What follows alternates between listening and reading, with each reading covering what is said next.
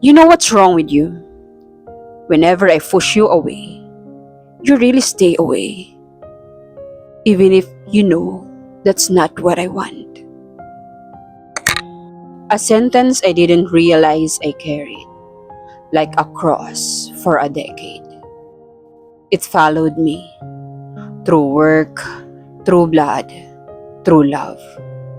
Too many hands pulling me close while pushing me away, and I stood in between, learning the language of almost.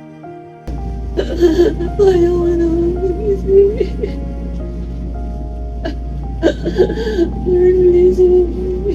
Moving closer feels like stepping on their boundaries. Stepping away feels like a forbidden sin.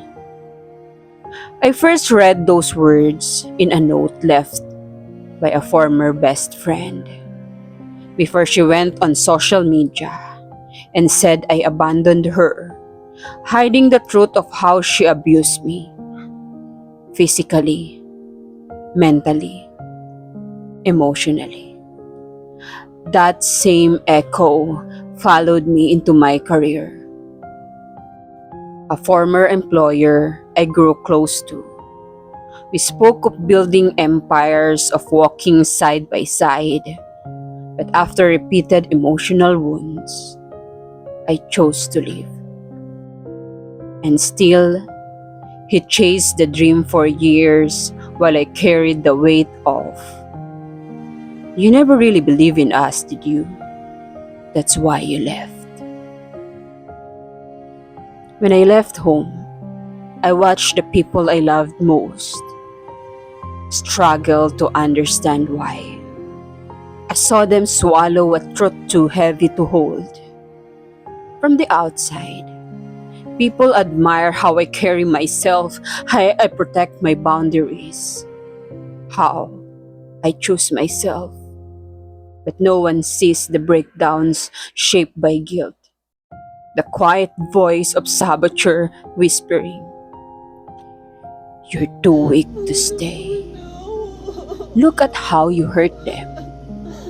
You abandoned them." And it happens again and again and again, a cycle that feels karmic, until something within me, soft but unwavering, whispered back, "Choose your dignity without guilt." Stop replaying that voice in your head. You didn't abandon anyone. Because how can you abandon someone who never made you feel you truly had them?